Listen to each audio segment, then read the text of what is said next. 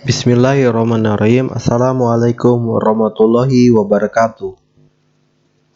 Pada hari ini saya membawakan mata kuliah SIM Informasi Manajemen dengan subtopik Internet Opting atau IoT dalam pertanian cerdas.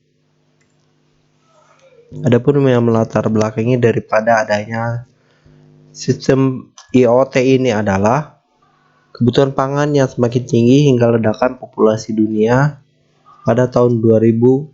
Pada abad 21, pertanian juga dihadapkan oleh adanya revolusi 4.0,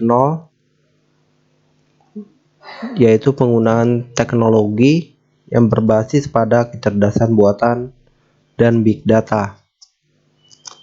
Dengan adanya kebutuhan untuk peningkatan kebutuhan pangan dan peningkatan teknologi ini seharusnya dapat dimanfaatkan oleh ilmuwan pertanian untuk meningkatkan produktivitas pertanian. Sebab itu berkembanglah pembangunan pertanian yang berorientasi pada teknologi, baik teknologi informasi komunikasi bidang pertanian maupun Internet Opting di bidang pertanian. Hasilnya adalah pertanian cerdas atau smart agriculture.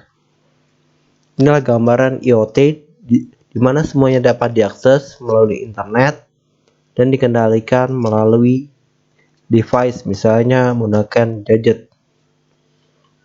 Di sini kita bisa menganalisis menggunakan aplikasi di gadget tentang pemanenan, penyebaran benih, identifikasi hama penyakit, kebutuhan air tanaman, hingga masalah nutrien atau pupuk. Inilah gambaran umum penerapan teknologi informasi dan Internet Opting di bidang pertanian untuk mewujudkan pertanian cerdas yang telah digunakan pada berbagai negara. Teknologi informasi dan komunikasi atau TIK pertanian itu merupakan suatu perangkat, tool atau aplikasi yang mendukung proses pengumpulan, pengolahan, penyimpanan, dan pertukaran data. Menurut D5 et al. Tahun 2016. Jadi penerapan TIK di sini mulai dari penyiapan lahan, pemanenan, dan penanaman hingga pasca panen. Ini adalah gambaran kemungkinan dukungan pemanfaatan TIK di bidang pertanian dari pemilihan lahan, kalender penanaman, pinjaman kredit, hingga pemasaran, bahkan transportasinya.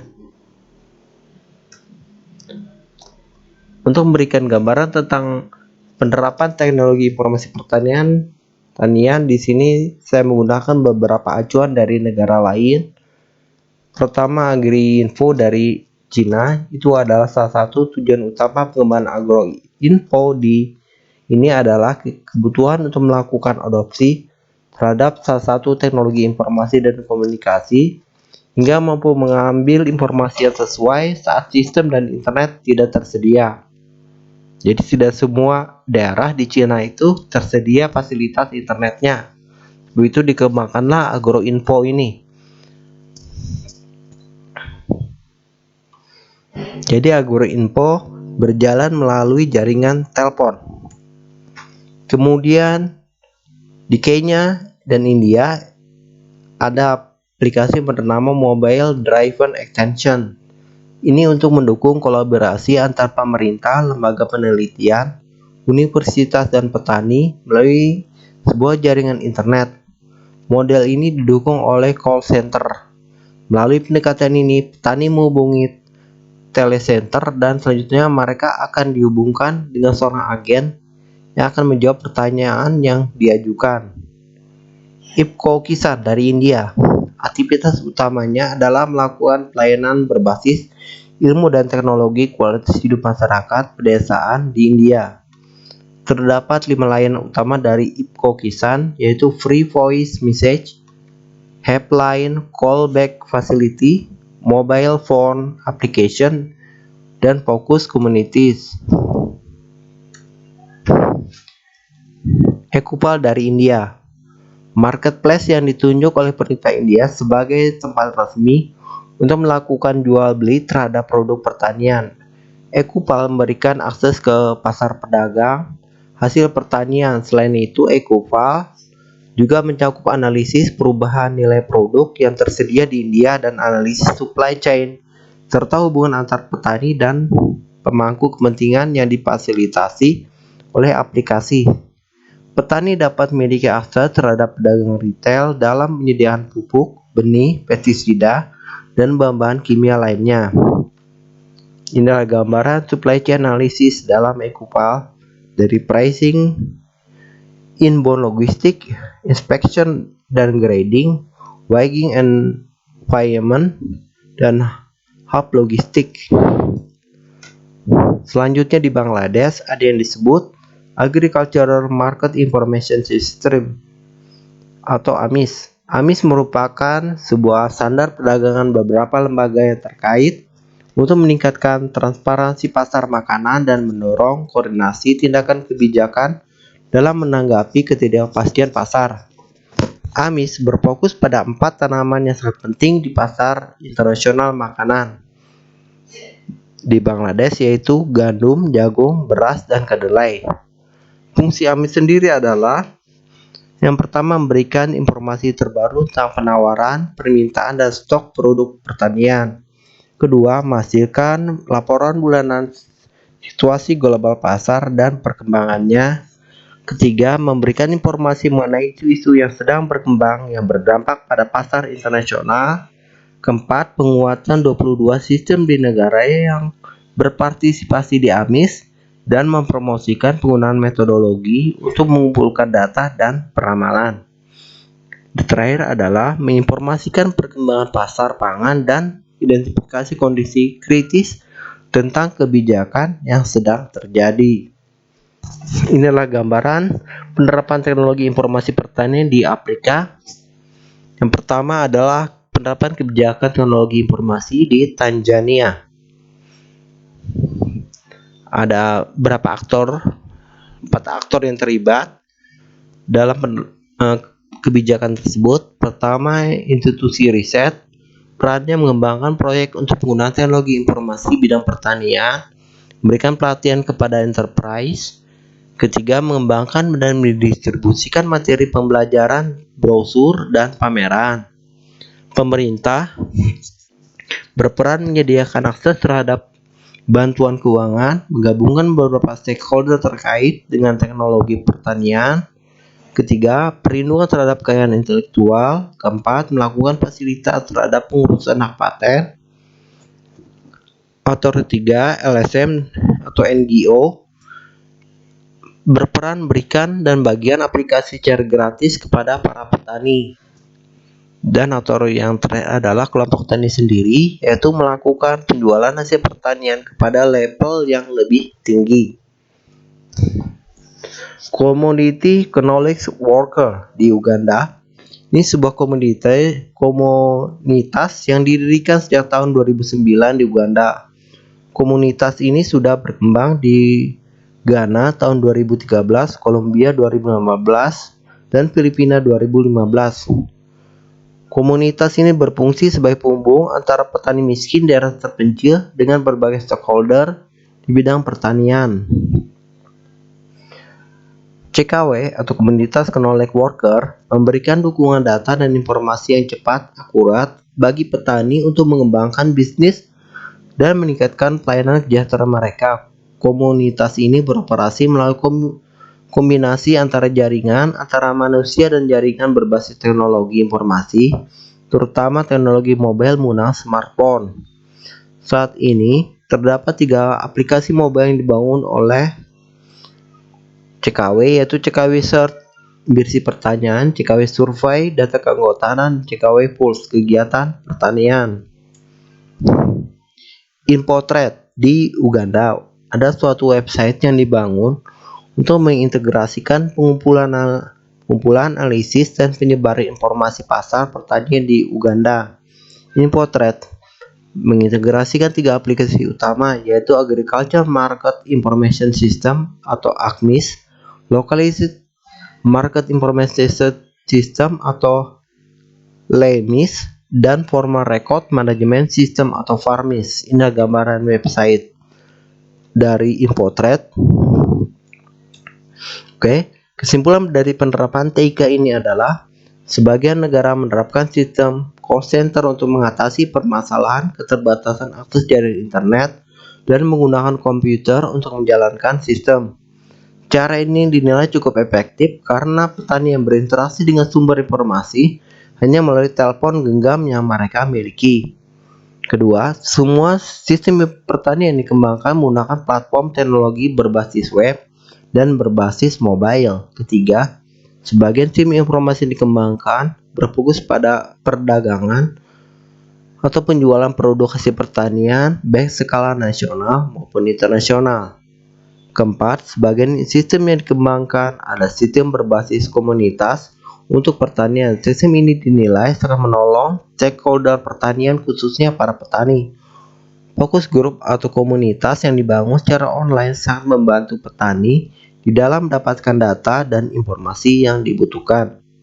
Dan terakhir adalah sistem yang dikembangkan merupakan sistem yang dapat menghubungkan beberapa stakeholder yang terlibat di bidang pertanian seperti pemerintah, lembaga penelitian, universitas, lembaga keuangan, dan petani itu sendiri.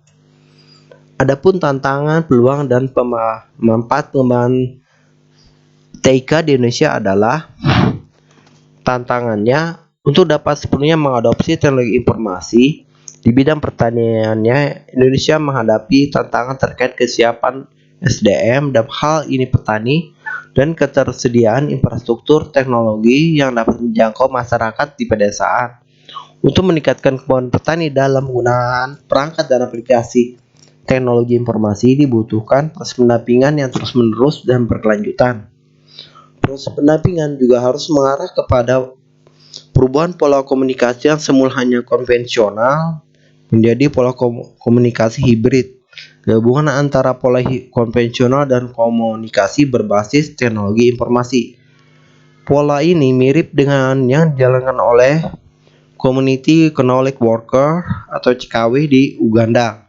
Sementara itu, tantangan untuk ketersediaan infrastruktur teknologi informasi komunikasi utamanya lah internet harus diselesaikan melalui program berkelanjutan dari pemerintah untuk membangun infrastruktur teknologi yang tentu saja hal ini harus didukung oleh berbagai pihak yang berkepentingan, antara lain pihak penyedia jaringan, TIK,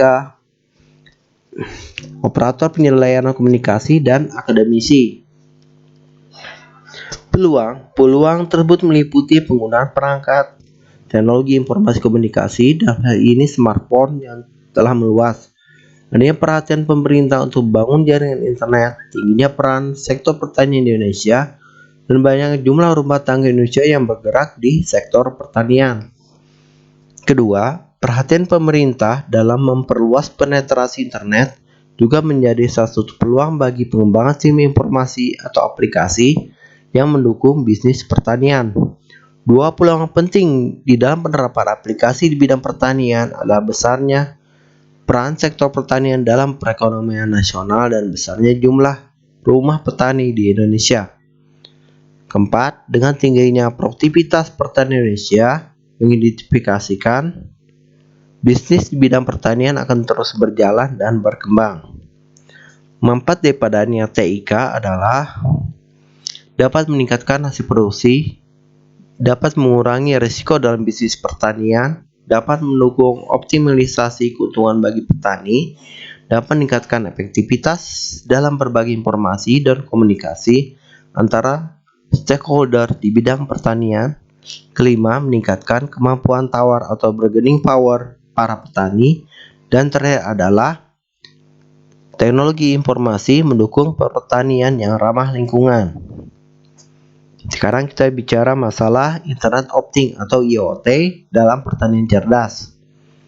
Pertanian cerdas adalah sistem efisien yang menggunakan teknologi tinggi untuk membudidayakan, dan mengelola tanaman pangan secara berkelanjutan bagi banyak pihak. Menurut Regavi et al. Tahun 2019, pertanian cerdas mampu meningkatkan produksi di bidang pertanian. Sistem pertanian cerdas mengurangi kerugian selama proses panen dan pasca panen. Internet dalam hal ini digunakan untuk mengembangkan pertanian cerdas dalam semua aspek.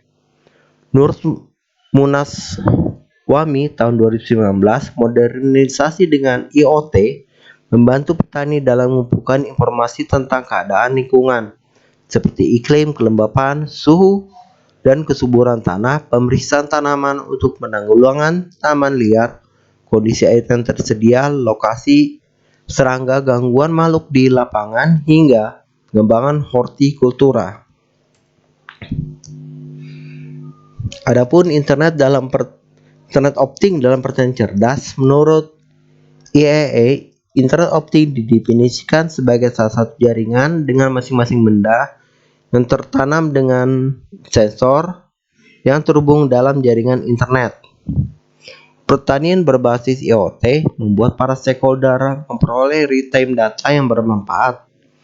Proses ini akan memangkas seluruh aktivitas yang membutuhkan periode waktu tertentu dan jumlah tenaga kerja yang besar pada skala industri pertanian.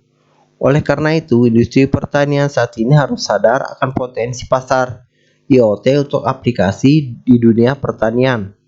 Konsep IoT mencakup 3 elemen utama: benda fisik atau nyata yang telah diintegrasikan pada modul sensor, koneksi internet, dan pusat data pada server untuk menyimpan ataupun informasi dari aplikasi. Penggunaan benda yang terkoneksi ke internet akan menghimpun data yang kemudian terkumpul menjadi big data yang kemudian diolah, dianalisis oleh instansi pemerintah, perusahaan terkait, maupun instansi lain yang kemudian dimanfaatkan bagi kepentingan masing-masing. Berikut contoh aplikasi IoT di bidang pertaniannya. Pertama adalah sistem manajemen irigasi. Ada 4 faktor yang populer digunakan dalam sistem irigasi pintar, seperti integrasi data perkiraan cuaca real time, kontrol sistem petani dari mana saja di dunia menggunakan hanya dengan di rumah saja, mungkinkah koneksi WiFi dan Ethernet, menambahkan sinkronisasi kelembapan dengan sensor kelembapan yang dipasang di lahan petani dan mengurangi tagihan bulanan petani sambil membantu melestarikan sumber daya air yang terbatas. Kedua, pengendalian hama dan penyakit, pengontrolan menggunakan pestisida dan pupuk, membantu meningkatkan kualitas panen serta minimalkan biaya pertanian. Arsitektur IoT dapat mengidentifikasi penyakit yang terjadi dan mengambil tindakan yang diperlukan untuk menunjukkan hama yang bertanggung jawab yang telah menyebabkan kerusakan. Petani dapat menentukan obat apa yang diperlukan untuk menyelamatkan lahannya tersebut.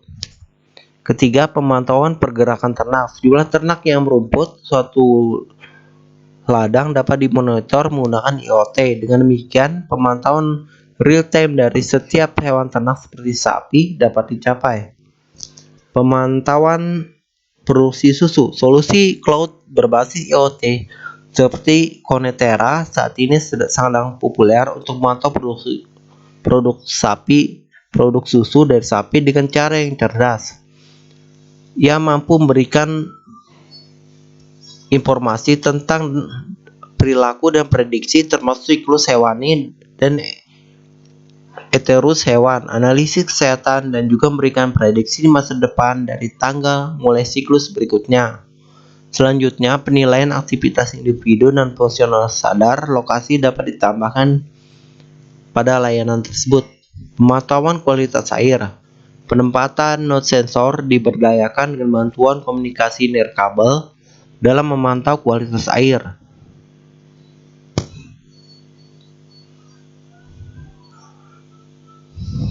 Sistem ini juga mengukur parameter fisik kimia air seperti suhu, pH, kekeruhan, konduktivitas, oksigen terlarut. Data sensor dapat terlihat di internet menggunakan layanan cloud. Pemantauan kondisi rumah kaca. Harvest Gig menyediakan layanan berbasis cloud IoT untuk memantau kondisi rumah kaca dari jarak jauh yang selanjutnya dapat dikendalikan oleh pengguna secara mandiri. Pemantauan tanah. Properti tanah sangat penting untuk domain pertanian. Pengetahuan tentang tanah menambah keuntungan pada kegiatan usaha tani. Pertanian presisi oleh drone. Presisi tanah diperoleh dengan memanfaatkan teknologi canggih seperti UAV dan drone. Hasil pertanian yang produktif. Perusahaan Precision Hawk memanfaatkan UAV, GIS, dan sensor yang memungkinkan platform cloud IoT untuk mendeteksi kondisi cuaca dan udara. Lebih lanjut, diagnosis dan pemantauan proses dalam pesawat terus-menerus memonitor statusnya sendiri saat dalam penerbangan dan mengandalkan cuaca atau angin, batasan operasional, pemetaan tanah, dan dukungan analitik waktu nyata. Menurut Trey tahun 2017, unsur-unsur pembentuk IoT mendasar adalah: pertama adalah kecerdasan buatan atau artificial intelligence (AI). IoT membuat hampir semua mesin yang ada menjadi smart atau pintar. Contoh sederhananya seperti meningkatkan pengembangan perangkat lemari es, kulkas, sehingga dapat mendeteksi jika ada stok susu atau sereal yang sudah hampir habis, bahkan bisa membuat pesanan ke supermarket secara otomatis jika stok akan habis. Konektivitas di dalam IoT ada kemungkinan untuk membuat atau membuka jaringan baru. Jaringan khusus IoT. Jaring ini tidak lagi terikat hanya dengan penyedia utama saja. Jaringan tidak harus berskala besar dan mahal, bisa tersedia pada skala yang jauh lebih kecil dan lebih murah tentunya. Ketiga, sensor merupakan pembeda yang membuat IoT unik dibandingkan mesin canggih lainnya. Sensor ini mampu mendefinisikan instrumen yang mengubah IoT dari jaringan standar dan cenderung pasif dalam perangkat sehingga menjadi suatu sistem aktif yang dapat diintegrasikan ke dunia nyata dalam kehidupan sehari-hari. Keterlibatan aktif atau active engagement. IoT mengenalkan paradigma baru bagi konten aktif produk maupun keterlibatan layanan. Perangkat berukuran kecil. IoT membuatkan perangkat kecil yang dibuat khusus agar menghasilkan kecepatan, skalabilitas, dan fleksibilitas yang baik. Berikut adalah gambaran peralatan IoT. Ini adalah peralatan elektronik. Di atas adalah tampilan seluruh proyek dari Raspberry Pi, VIC microcontroller, sensor udara untuk pertanian pintar di bidang pertanian. Sensor-sensor ini dihubungkan ke VIC microcontroller yang bertanggung jawab untuk mengendalikan sensor-sensor. Nilai ambang batas ditetapkan berdasarkan sensor. Misalnya, jika nilai ambang batas sensor kelembapan melebihi, maka air akan dipompa ke lapangan untuk mempertahankan tingkat kelembapan yang diinginkan. Inilah gambar alat informasi yang menunjukkan adanya deteksi penyusup menggunakan sensor ultrasonik di lapangan. Jika ada penyusup atau hewan yang menyusup ke lahan, akan terdeteksi. Bel otomatis akan aktif dan informasi tersebut akan ditampilkan pada layar LCD. Misalkan gambar ini adalah gambar menunjukkan kondisi daripada suhu. Sensor suhu disimpan di lahan untuk merasakan mendeteksi suhu sekitar. Berdasarkan nilai suhu perlindungan tanaman dapat dilakukan. Nah, inilah gambar menunjukkan sensor kelembapan di tanah kering. Sensor kelembapan mendeteksi kadar air di tanah dan berdasarkan nilai aktif pompa otomatis akan aktif untuk meningkatkan kadar air. Nah, gambar di samping ini adalah gambar yang menunjukkan penyakit daun untuk tanaman tertentu dan kamera V yang melekat pada Raspberry Pi. Berdasarkan teknik pengolahan gambar penyakit tertentu dari daun yang akan terdeteksi, halaman ini juga menampilkan suhu dan kelembapan dan deteksi penyusup di bidang yang diberikan. Inilah gambar grafik menunjukkan laporan harian lapangan berdasarkan pada deteksi kelembapan, suhu, dan intruder atau penyusup. Grafik menunjukkan variasi suhu dan kelembapan di lapangan. Hal ini tunjukkan pada situs web yang digunakan untuk mengambil data di lapangan. Di samping ini adalah gambar menunjukkan tangkapan layar seluler yang menunjukkan pesan peringatan diperoleh dari bidang lahan berdasarkan nilai sensor yang dikirim ke petani melalui akun penggunanya. Ini adalah perbandingan platform cloud IoT berbagai jenis.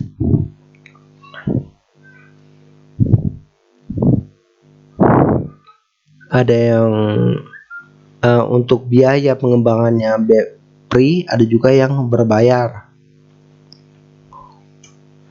Ini adalah perbandingan sistem sensor IoT. Ada parameternya, ada bioponik, lokasinya, penempatannya, apakah dia indoor atau outdoor. Kemudian sensornya meliputi apa saja. Ada air, ada udara, suhu, kelembapan, pH, dan cahaya.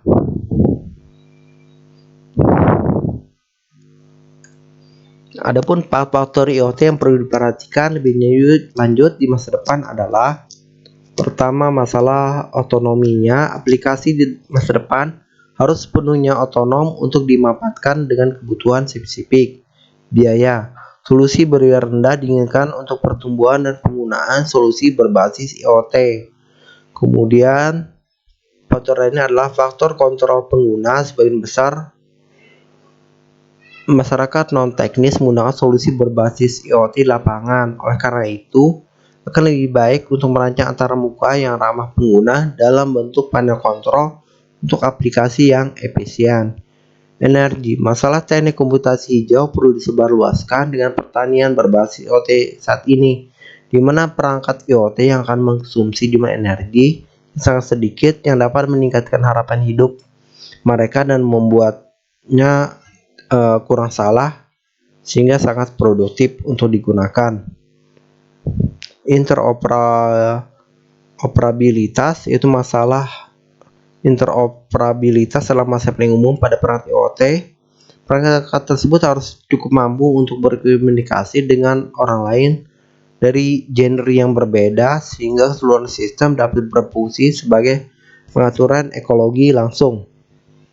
Kecerdasan buatan, machine learning atau belajar mesin, teknik kecerdasan buatan untuk diimplementasikan bersama untuk mengatasi fungsionalitas analisis produktif, prediktif, dan perilaku melalui penerapan sistem pendukung pengambilan keputusan, tingkat lanjut, dan penilaian waktu nyatanya. Pemeliharaan, SIM IoT harus dirancang sedemikian rupa sehingga waktu dan biaya perawatan keduanya dikurangi hingga tingkat penerimaan terhadap pengguna yang naik. Portabilitas sistem. Portabilitas arsitektur sistem saat ini perlu ditingkatkan untuk membuatnya cukup dengan persyaratan pertanian tertentu. Robustness. Arsitektur IoT haruslah kuat, tahan terhadap kesalahan, sehingga aplikasi yang dapat dipastikan berkelanjutan pada operasi mereka. Iklim, tanah, dan air. Saat merancang SIM IoT berbasis IoT untuk pertanian, bagian paling sulit adalah perbedaan suhu tanah dan sifat air di seluruh dunia. Peternak harus dilengkapi dengan sensor cuaca lokal yang dapat berkomunikasi dengan pusat cuaca nasional untuk membuat mereka mengetahui kondisi lingkungan sebelum situasi yang tidak diinginkan. Biaya pemeliharaan rendah. Keterlibatan dalam pemeliharaan pada satu waktu menciptakan suatu masalah besar. Oleh karena itu, perlu untuk merancang sistem pemeliharaan rendah yang dapat melakukan tugas-tugas secara otomatis tanpa campur tangan manusia secara optimal. Portabilitas adalah faktor penting yang dapat meningkatkan kesulitan dalam menangani sistem. Jadi, peralatan berukuran portable seperti sistem on chip atau SoC, sistem in package, dan lain-lain dapat digunakan untuk memberikan produk akhir. Adapun dampak IoT sendiri adalah peningkatan ekonomi dan kemajuan, perubahan proses dan model bisnis, keamanan dan privasi, standar dan interoperabilitas, kebutuhan energi yang besar, teknologi disruptif, persoalan lingkungan seperti sampah elektronik, dan aturan perlindungan hukum. Adapun hambatan untuk adopsi teknologi big data seperti IoT ada sebagai berikut. Pertama, kurangnya SDM yang ahli. Data yang akurat dapat dilanjuti memerlukan keterampilan teknis yang cukup besar untuk menangani metode penambangan data atau data miner dan analisis data. 2. Keterbatasan infrastruktur yang dapat diandalkan untuk mengumpulkan dan menganalisis big data daripada IoT. Infrastruktur diperlukan untuk menyimpan data yang efisien, pengolahan dan pemrosesan data multimodal dan data dimensi tinggi termasuk penyediaan untuk real data.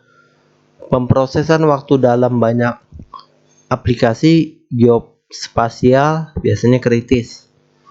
Tantangan teknis dalam sistem penginderaan jauh untuk pengelolaan pertanian masih ada seperti pengumpulan dan pengiriman gambar secara tepat waktu, kesalahan pengambilan sampel dan kurangnya spasial tinggi data resolusi, interpretasi gambar dan masalah ekstraksi data, pengaruh kondisi cuaca dan lain-lain. Adapun kebijakan pemerintah terkait IoT dan pertanian daerah pesisir seharusnya adalah untuk mendukung fokus pembangunan Indonesia di sektor kemaritiman, kedaulatan pangan, maka Keminfo pada tahun 2019 memiliki program prioritas petani dan nelayan Go Online. Melalui aplikasi Sistem Informasi Nelayan atau SISNELI, para nelayan bisa mengetahui daerah penangkapan ikan, informasi lengkap dengan informasi cuaca perairan, kesuburan perairan, informasi pelabuhan, grafik harga ikan, dan grafik sebaran ikan. Bahkan, nelayan juga dapat menghitung estimasi BBM dan jarak tempuh lokasi menggunakan aplikasi ini. Inilah gambaran aplikasi tersebut.